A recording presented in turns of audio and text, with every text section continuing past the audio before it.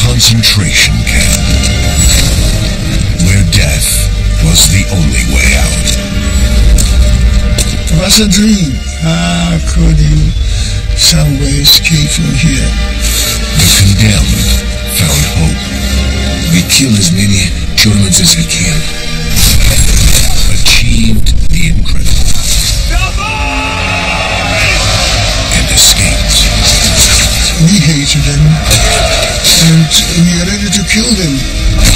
Ik kan imagine that it really was true. What a German did to us. It's a story few people know, but the survivors are determined to keep the memory of Sobibor alive. Now they are journeying back to hell one last time.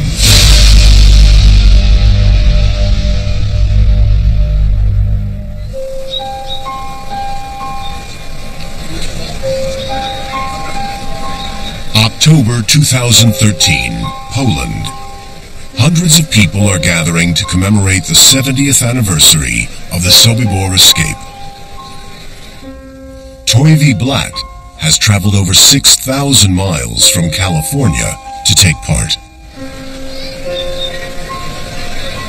My original name is Thomas Blatt. Actually, in Yiddish it's Toivi Blatt, and I'm born in a little village in Nizhnica, Poland. Now I would be about 86 years old.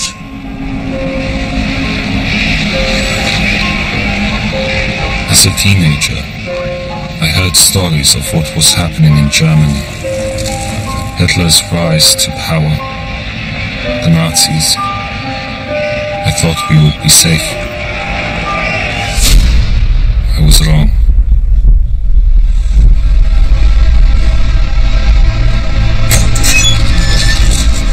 In 1939, Germany invaded Poland, and my family went into hiding.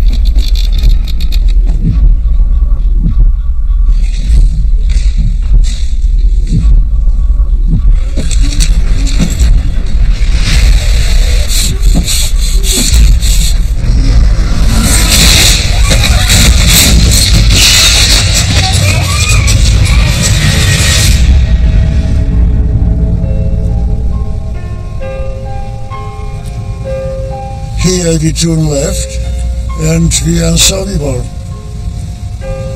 Here, this way, my parents, my whole family was delivered to the gas chamber of Sobibor.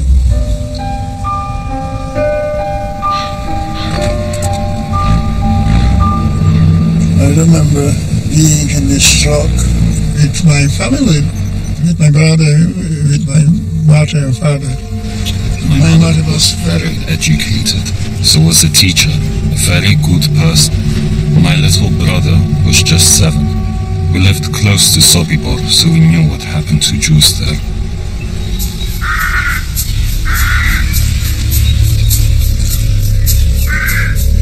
Historian Howard Tuck has been visiting Sobibor for over 20 years and has interviewed many of the survivors.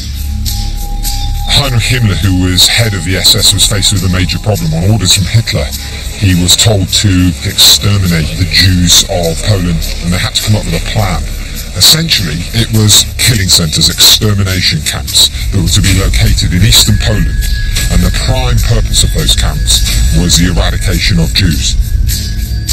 By the time Toivi's family arrives, the SS had perfected a system that can process, gas, and burn the prisoners within 1 hour of arrival.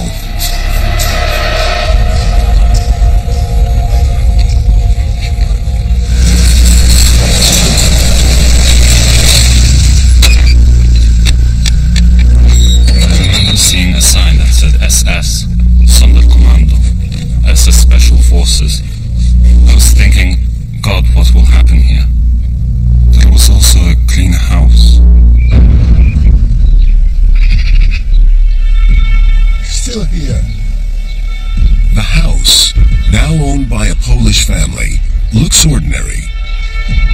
But in 1943, It belonged to the SS Commandant.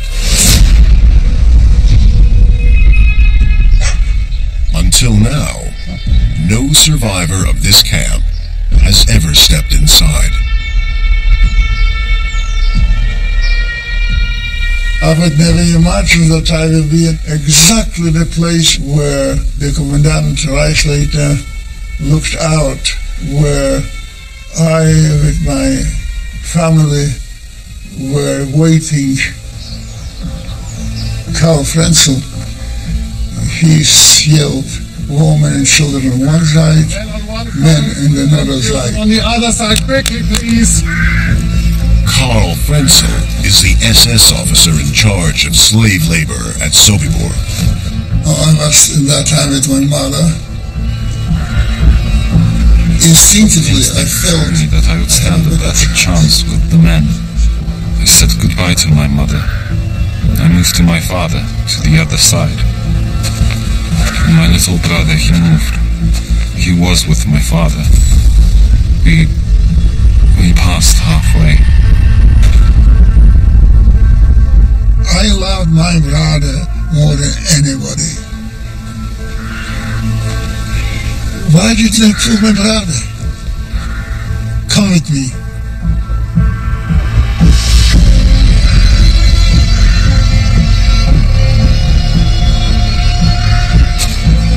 Anyone with a trade? Step forward now. The SS needs slave labor to carry out jobs around the camp. Just a few skilled workers will be spared. The rest, gassed. You? I slept, and I said, God, please help me. Come up. Over there. Take the rest to Lager 3.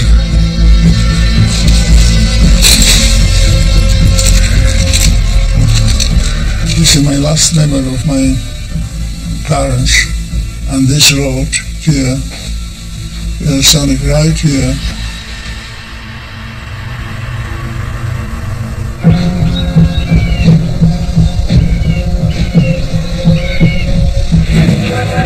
The scale of the Nazi operation is vast. Every day, thousands of Jewish prisoners flood into Sobibor, most arriving by train. Almost on a daily basis, up to 60 cattle trucks full of Jews were brought here from various villages and towns around Poland, and then eventually from places like Holland and even as far away as from Paris.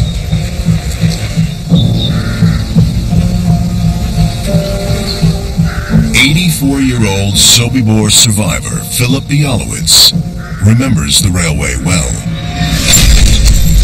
In 1943, the Nazis forced him to become a camp porter. His brother, Simcha, was the only other member of his family to be spared. 70 years later, he has flown from New York to see Sobibor one last time. Here, I arrived in Sobibor with the rest of my family. And here, on this place, the trains arrived every day with 2,000-3,000 people.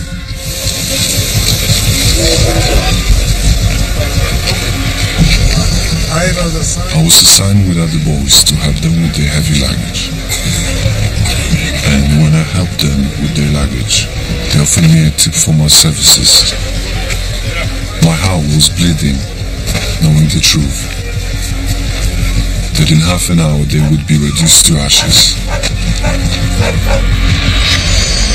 In order to control and process such large numbers, the prisoners must be kept calm. SS officers, trained in psychological warfare, deceive the prisoners into thinking they are being resettled.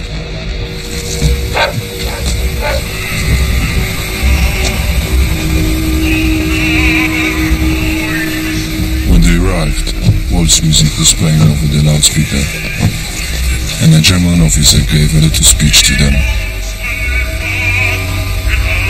Willkommen, meine Damen und Herren und Kinder. apologize for any inconvenience on your journey. Next, what's the jewelry, please? Very soon you'll be taken to your living quarters to relax.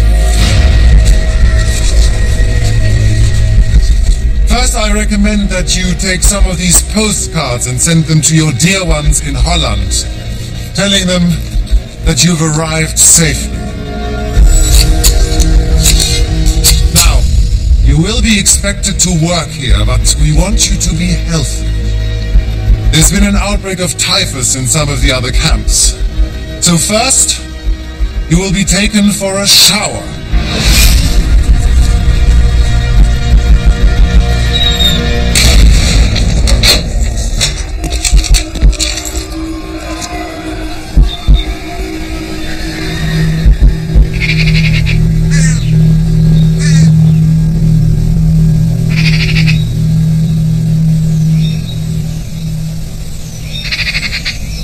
In Sobibor, as with many of the other camps, it was all about deception. This was the whole point of Sobibor being in existence. It was a death factory. Those that survive live only as slaves, forced to carry out the Nazis' dirty work. 600 prisoners chop wood for the ovens, burn personal effects, and sort mountains of stolen jewelry and clothes. If they get sick or don't work hard enough, they are killed.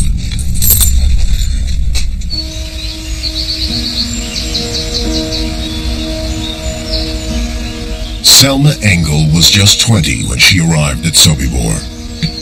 Her family had already been transported to Auschwitz. My age is very old.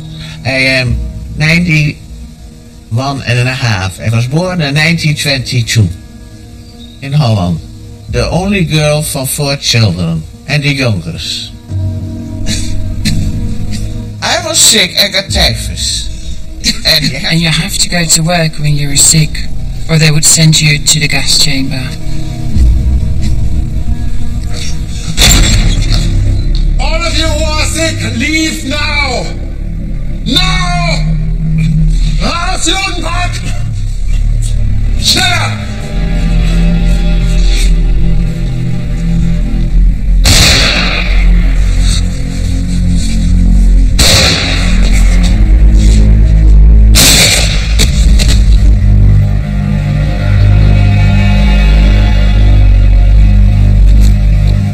Frenzel was one of the most feared SS in the camp.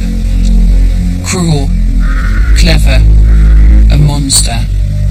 You!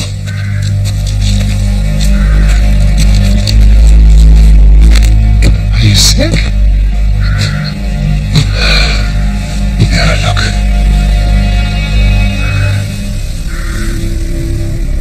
No. Not today. Los! Killing was nothing. When somebody got shot, was nothing. Most prisoners accept that they will die in Sobibor, and that escape is impossible.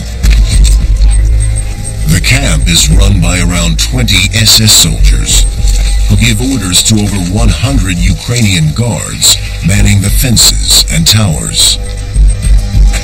Their numbers are bolstered by a third group of Nazi enforcers living among the prisoners. The Germans were very, very clever. They had camp overseers who themselves were Jewish, the kapos. Many of those were working with the Germans for small favours in an attempt to win the respect of the Germans so they may just stay alive for a few extra days. The most feared capo is Berliner, a German Jew notorious for his betrayals and cruelty. Berliner was always trouble. Very intelligent guy. Mean, a sadist. He needed to kill every day a person or two. Inside the incinerator we would sometimes find coins and jewelry that had been hidden in the old clothes that we'd burnt. Anything we found was supposed to go to the guards. Sorry!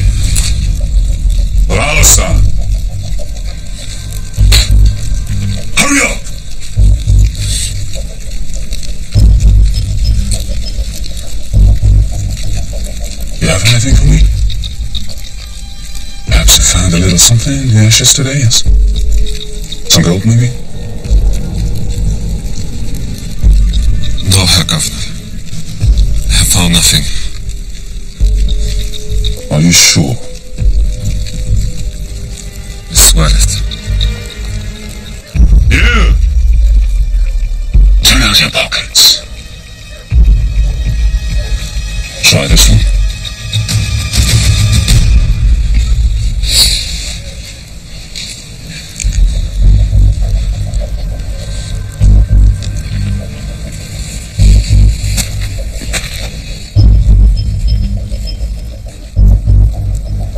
You'd better come with me.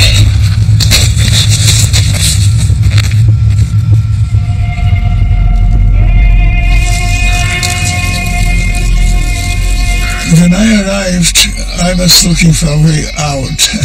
It was a dream. Could you some way escape from here? But there was really no way. There wasn't. In search of the smallest glimmer of hope, prisoners like 27-year-old Chaim Engel looked to their highly respected camp leader, Leon Feldhandler.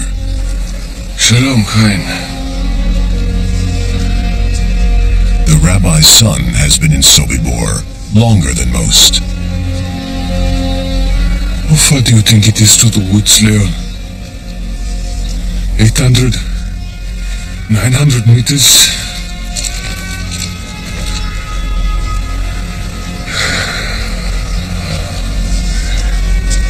It's too far away for you to think about.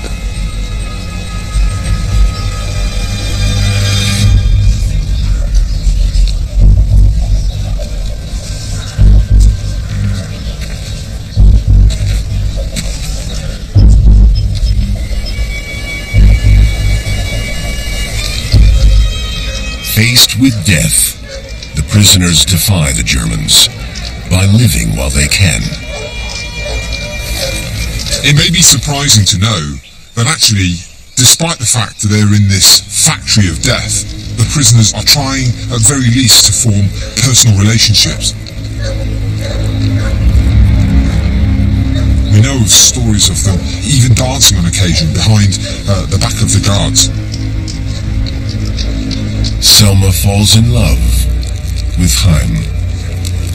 And it was wonderful. I never had a man before that was so in love with me. But we never believed that we came out of that. Never. I know, this is the end. That's the end. Their only hope is that as long as the SS need their labor, they'll live another day. But then something critical happens. A train pulls in at the station here at Sobibor, and inside the cattle trucks are prisoners who have been working for the Germans down the road at Belzec. Instead of being gassed, they are immediately shot on the platform. But one of the victims has written a note suggesting that the workers at Sobibor aren't needed anymore either. The bodies of the workers from Belzec are burned in Sobibor's ovens, but the note escapes the flames. Leon, you must read this. It is handed to Leon Feldhandler, the leader of the Polish Jews. We're all prisoners in Belzec. The Germans used us to close down the camp. They said we would go to a new work camp, but now we're here at Sobibor, and we know this must be the end for us. You too will be killed.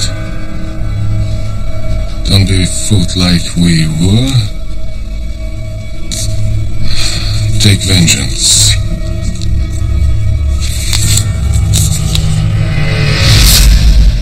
The horrific truth is that the Nazi death camps are so effective, the SS are running out of Jews to kill. Just months earlier, the Warsaw Ghetto, home to Poland's largest remaining Jewish population is razed to the ground. They're getting rid of the workers in Belzec and shutting them down. And we're the next.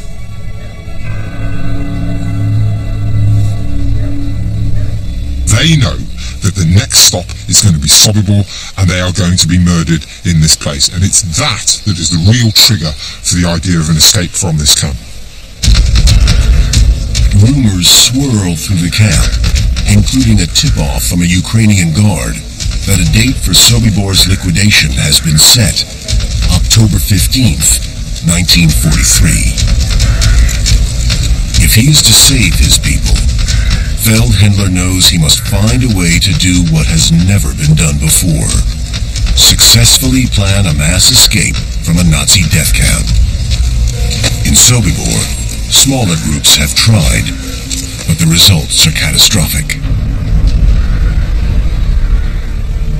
We have had an attempted escape by some of your fellow prisoners on the logging detail.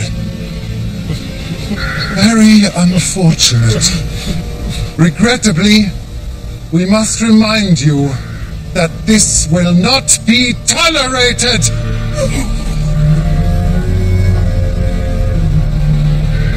Every 10th member of each work detail will be executed, along with these men.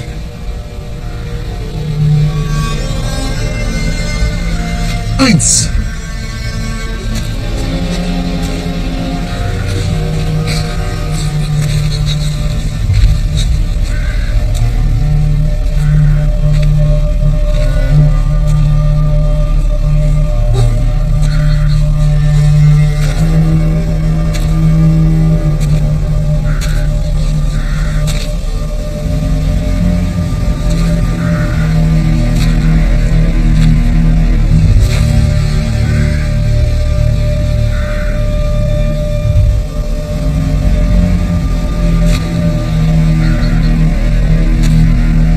See.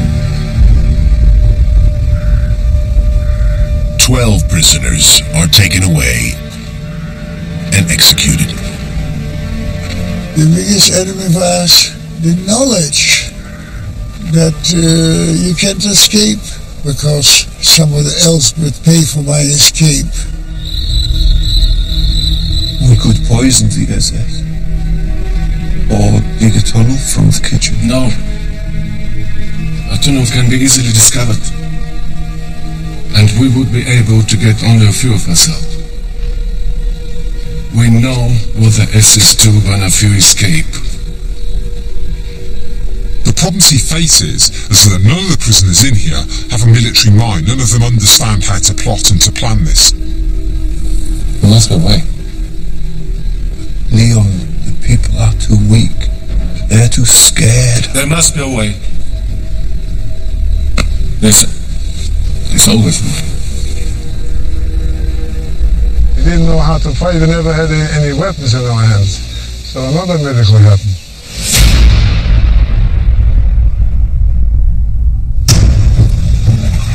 The miracle is a transport packed with captured Russian soldiers.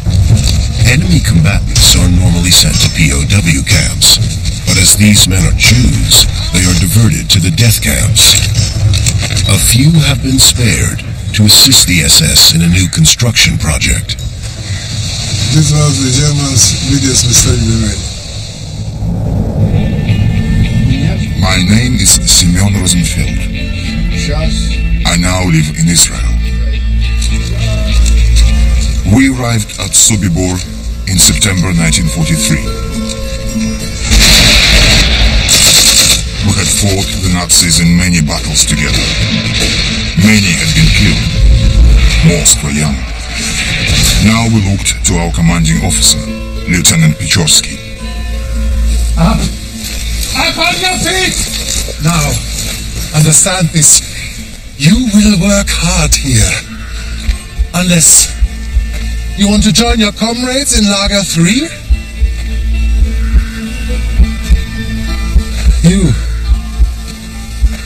What is your name?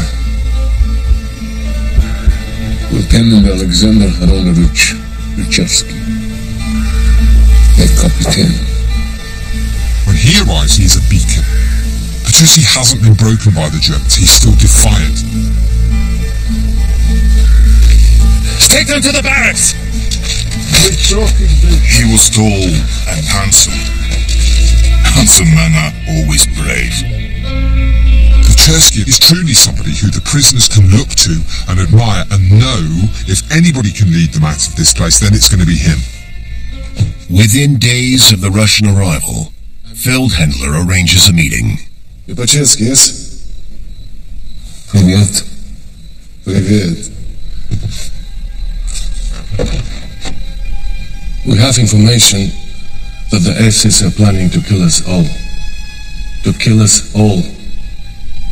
They set the date, the 15th of October.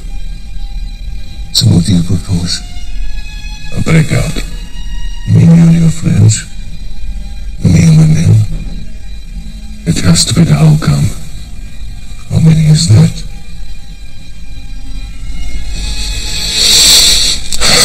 600. Yes. They know from previous escape attempts that when one or two prisoners try and escape, that the Germans will take reprisals. So he is adamant that this has to be a mass breakout from the camp.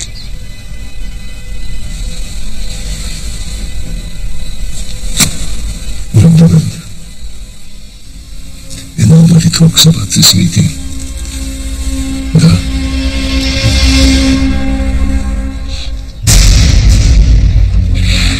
Pechersky is appointed the military leader of the Sobibor Escape Committee.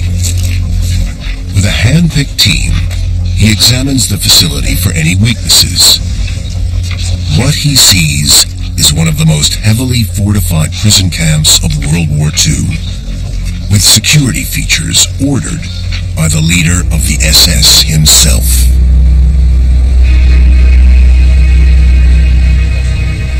One day, Himmler came to see the gas chamber. He had to see how it worked. There was a small window in the ceiling of the gas chamber, where he spied on a group of 100 Dutch girls being killed. Crucially, Himmler also spots some of the few remaining security lapses. On looking at the camp, he decreed that the fortifications be improved here, and that included extra barbed wire. And the most vital part was the minefield that was going to be laid in the fields surrounding the camp. This is the only camp which had live mines around the perimeter. The only one in the Second World War. But the real challenge is what lies beyond the mines. Even when you escape, if you manage to get through all of that, you are then in enemy-occupied Poland.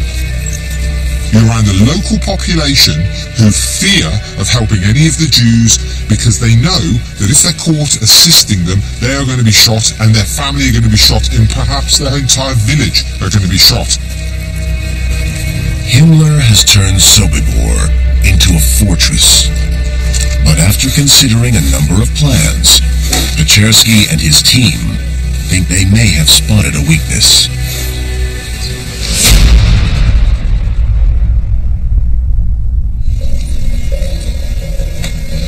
So why we're here?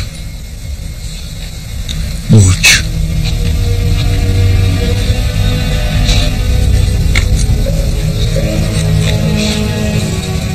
Like clockwork. Here. Every time. Like clockwork.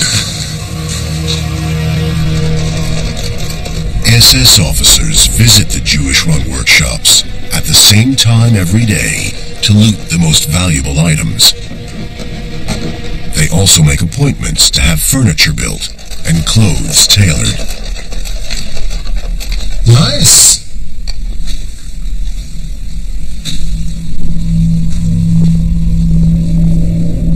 Make the usual adjustments.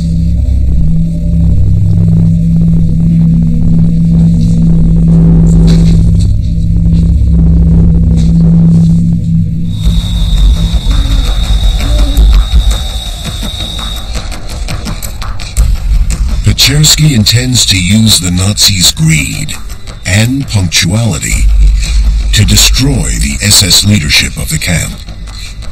I have a question for you. In a battle, who gets targeted first by the enemy? It's the officers. You kill them. The men are leaderless.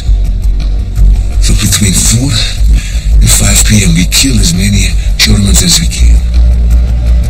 The Commandant, Wagner, Frenz, and all of them.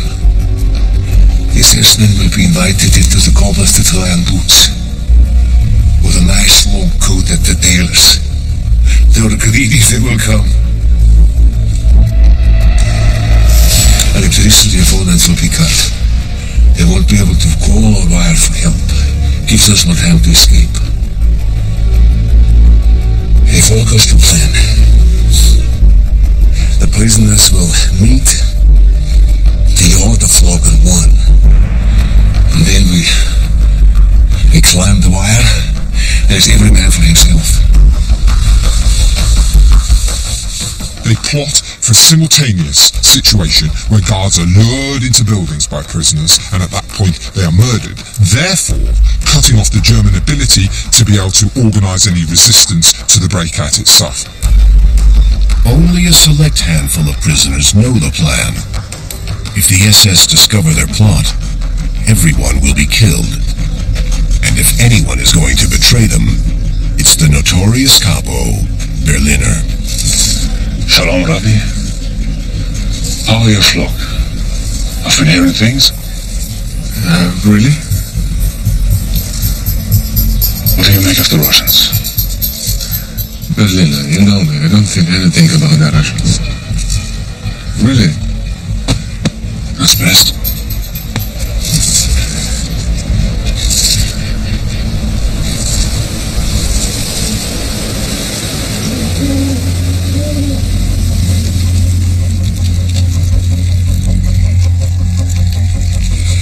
Biggest threats within the camp.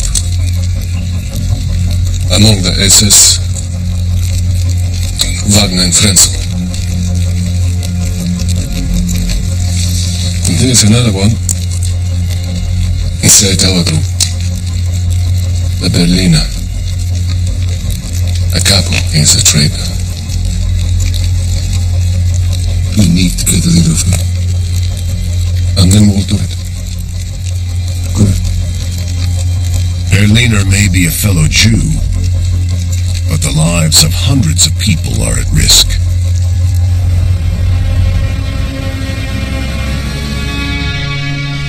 One night, I remember, I was sleeping and Philip, my friend, he woke me up. He said, "Tweety, did you beat with the Berliner?"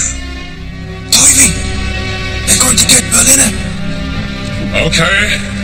So where's the trouble? Come on!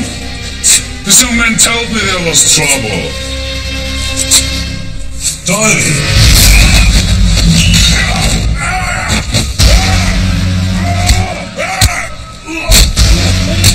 They pinned him to the ground, beat him.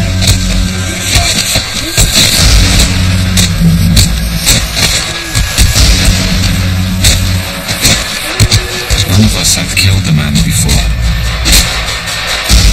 It took a long time to die. The death of a Jewish capo means little to the Germans. But with Berliner gone, the escape committee can accelerate their preparations for the breakout.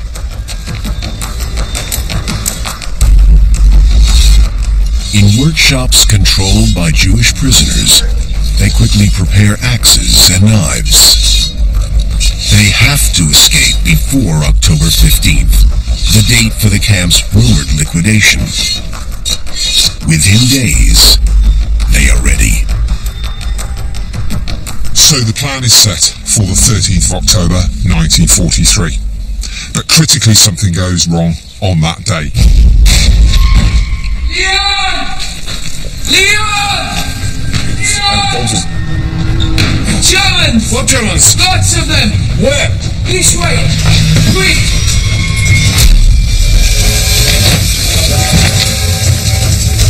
Into the railway siding, Sobibor pulls in a train, and that train is packed with German guards. Pechersky and Feldhander immediately think that they've got the day of the liquidation of this camp wrong. Those German guards are here to liquidate the camp.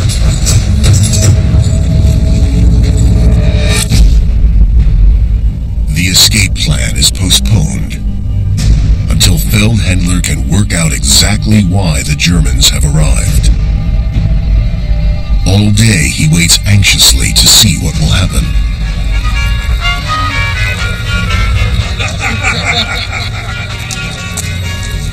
But there is no sign of a mass execution. Instead, the soldiers celebrate and relax. It come out that they came to have fun, to drink and to dance. The soldiers leave that night, and the message is passed around that the escape is back on for the next day.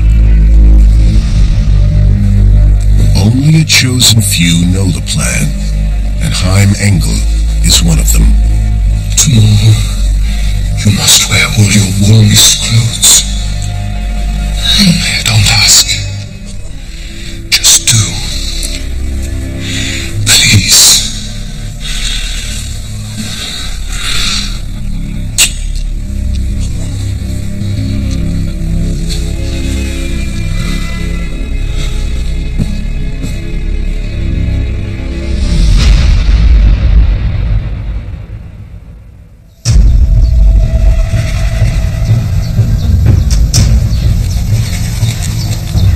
October 14th, 1943, prisoners go about their normal duties. Most have absolutely no idea what's about to happen in the camp. But a few, like Toivi, are counting down the hours until the attacks begin. I was aware that today, October 14, is destiny. I thought that this is the best day of my life. But I'm condemned to death here anyhow. I cannot even imagine that I was there. I cannot imagine that I didn't go crazy. That morning, Chaim told me the truth. There was going to be a breakout. Just like he told me, I put on all my warmest clothes. It was only afterwards I thought the Germans might see me and get suspicious. Why is she wearing all these fine clothes? The escape plan relies on precision timing. All the SS hierarchy must be killed between 3:30 and 5 p.m.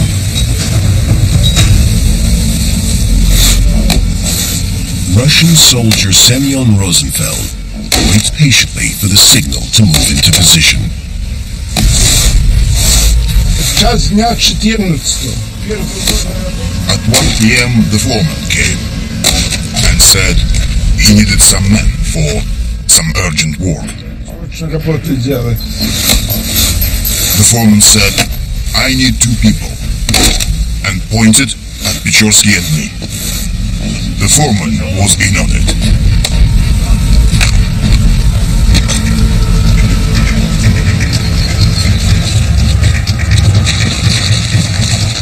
Pechersky establishes a command center in the carpentry shop. When we entered the carpenter's shop, Pechersky took me aside and showed me a cupboard. Friends ordered the cupboard for his wife. This cupboard.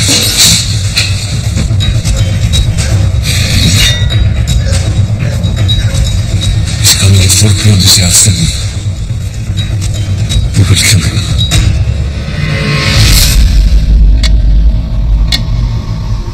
On the other side of the camp, the escape plan is about to go into action. SS officer Wolf is invited to try on a new coat in the sorting warehouse. Philip has been assigned to watch the building. 2 axemen are hiding inside, along with Philip's elder brother, Simcha. I was eager to know what happened to him.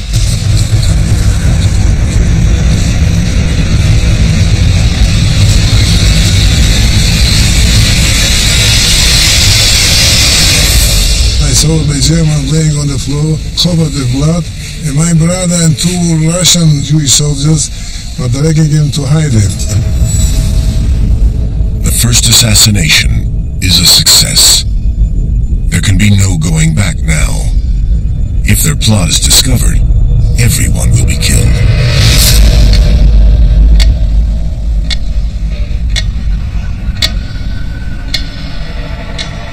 From their position in the Carpenters, Pechersky has an ideal view of other workshops where assassinations are due to take place. He's coming. At exactly 4 p.m., Niemann, the deputy camp commander, headed towards the tailors and went inside. The tailor had fixed a time for something Niemann was having made.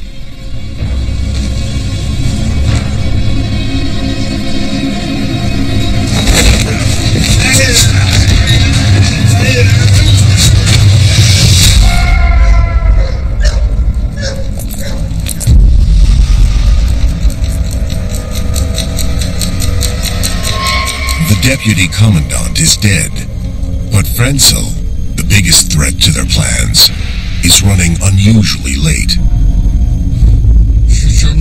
I was given the job of killing Frenzel. I was waiting for him, but he didn't come.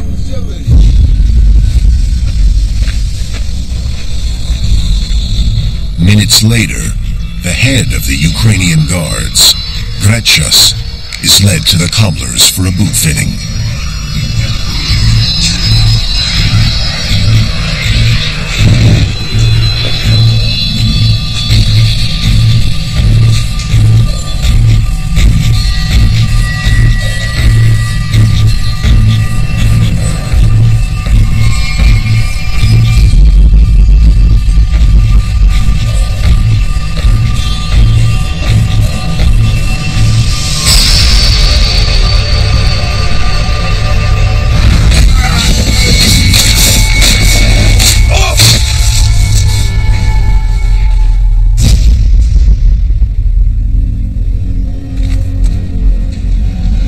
Apart from Frenzel's absence, everything is going to plan.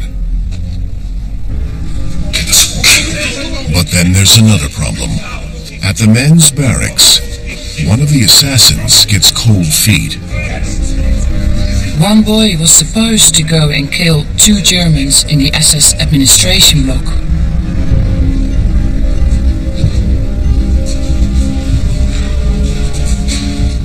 And the young man said, I'm not going. I am afraid and I don't go.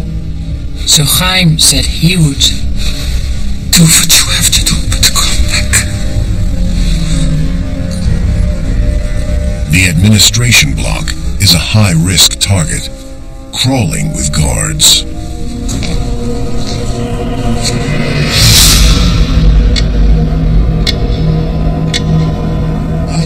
One guy had to cut the only telephone line between the camp and Sobibor station.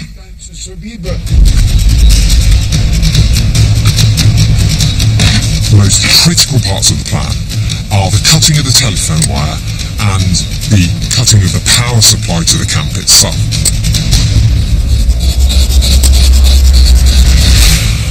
This is vital because it will prevent the Germans from telephoning out and being able to send reinforcements of guards and personnel here to quash the actual revolt itself.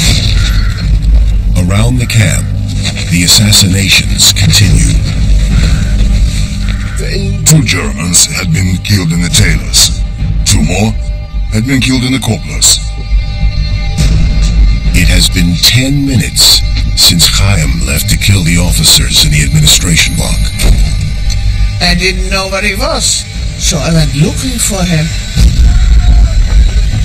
And I heard screaming.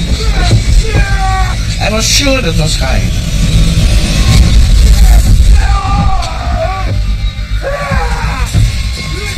Selma can't be sure if the screams coming from inside the administration block are her boyfriend Hyams or the Nazis he's meant to kill.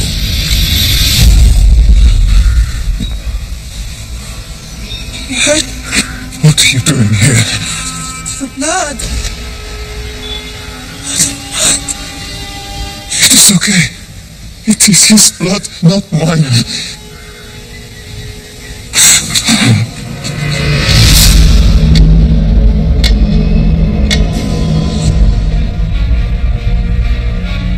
Pechersky and the Russian assassins are out of time. Roll call is at 5 p.m., and they can't wait for Frenzel any longer. He was the only German that didn't come at the appointed time. He'd been sent to do something urgently.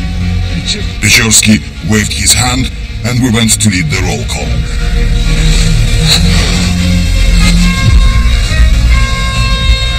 We have to go now. Yes.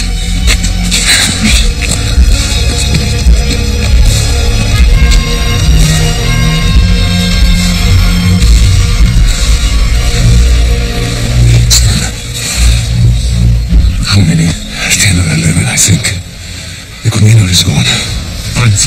Imiovsky. Doesn't matter. 11 is good. By 5 o'clock, the prisoners have all convened in the yard. There's hustle and bustle, the atmosphere of excitement. But everything is about to go wrong. An SS officer, returning from a supply run, parks his truck near the administration block. The body of SS officer Walter Reba lies nearby.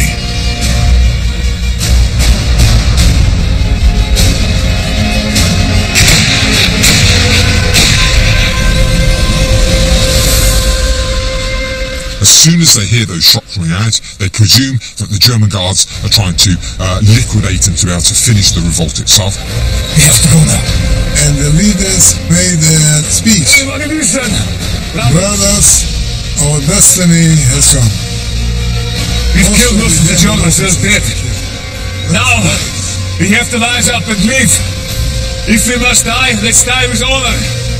And if you survive, tell the world about this place and what has happened here.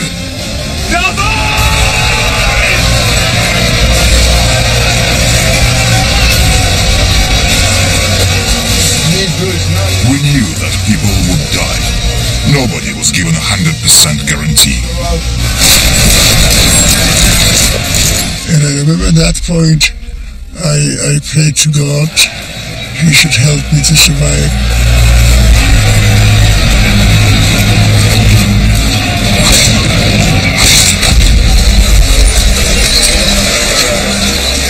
What you now have is people trying to get over the top of the barbed wire fencing. They're trying desperately to rip open or to cut holes in the barbed wire fencing.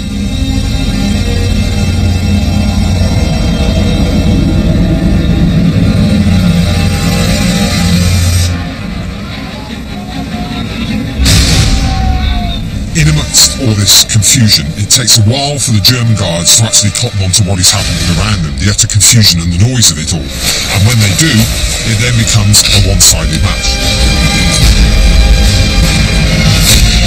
Can you show me my hair vicious?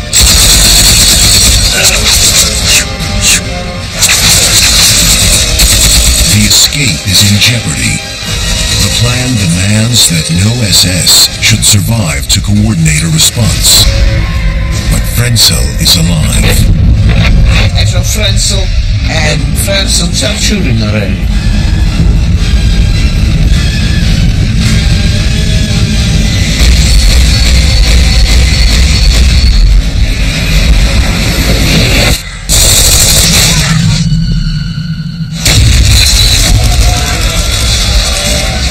In the middle of the chaos, a breach in the fence is finally made. The whole fence in front of me. People are climbing in from the heaviness, the fence collapsed. And it fell on top of me. Exactly when I was halfway out. Just yards from freedom, he is trapped in the barbed wire. those few prisoners are beginning to get out of the camp, they're entering into the minefield itself, and there are bodies flying everywhere as the mines are going off around them. Toivi can only watch as the first escapees are torn apart by the minefield. At that point, I really thought, this is it, I'm dead.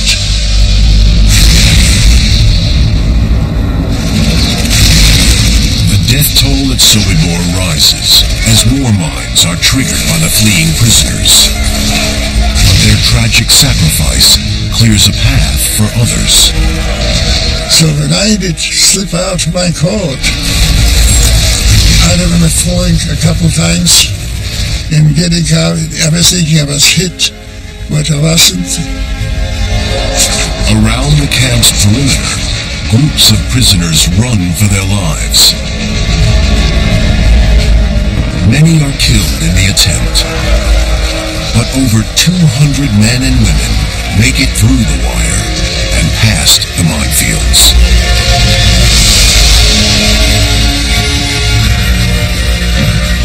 For those lucky ones, they reach the woods. In some cases, you can read accounts of where they sat in utter peace. And this would have felt like freedom. It would have felt as if they were free men. I could die now. I've seen freedom even for a minute, because I didn't really expect to live.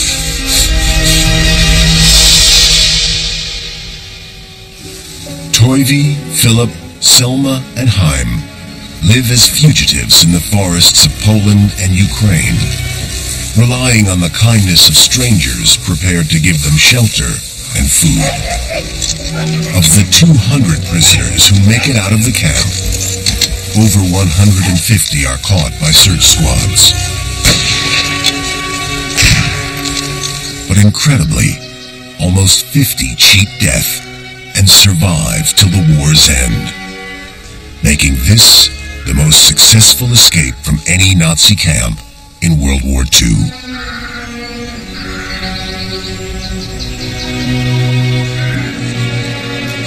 For the SS, the escape from Sobibor is a hammer blow. As soon as the head of the SS, Heinrich Himmler, heard about the escape, he was furious and immediately ordered that this camp be completely destroyed. Sobibor is razed to the ground, and a forest is planted over its remains. But the Nazis couldn't destroy all the evidence of their terrible crimes.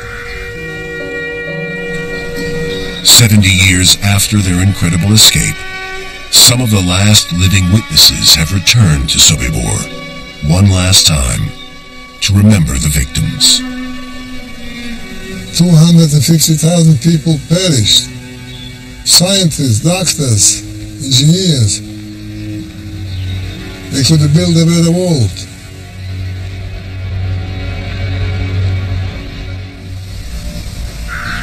After the war, Toivi Blatt got married and had 3 children, and now lives in California. But he never got over the guilt of surviving Sobibor. Determined to find justice for his family and others, Toivi dedicated his life to telling the world about Sobibor and promoting reconciliation. In 1983, he confronted Karl Frenzel, who had been released from prison after serving only 16 years of a life sentence. I hesitated to go or not to go. I had a bad feeling, but I did go. Simply, I don't want to circulate the notion of hate, of prejudice, and that's what I have done.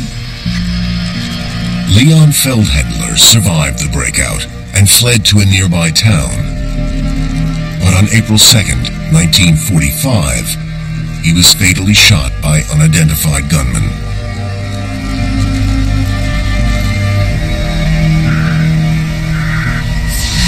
At the end of the war, Philip Bialowitz first moved to Germany and then New York, where he had a family and established a successful business. So I still cry about that, the memories, because it's always in my mind.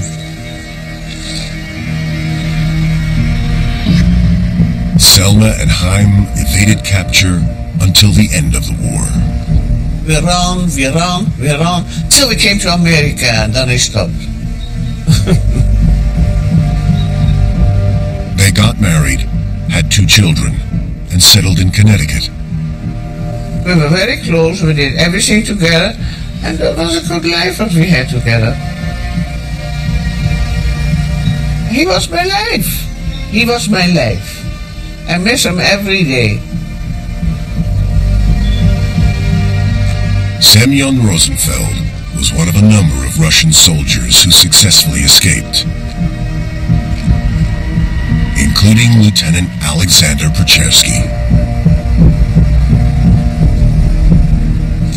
We found each other in 1963. And after this, we met every 5 years. And we were friends. Semyon rejoined the Soviet Army in 1944 and helped storm Berlin a year later.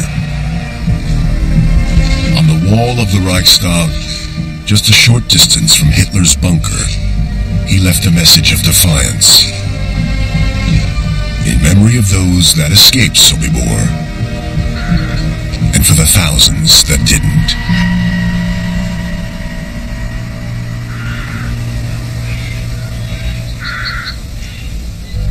Escape from a Nazi death camp is made possible in part by contributions to your PBS station from viewers like you. Thank you.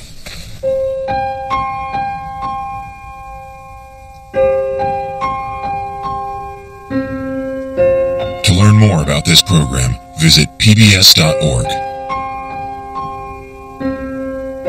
Escape from a Nazi death camp is available on DVD. To order, visit shoppbs.org or call 1-800-PLAY-PBS.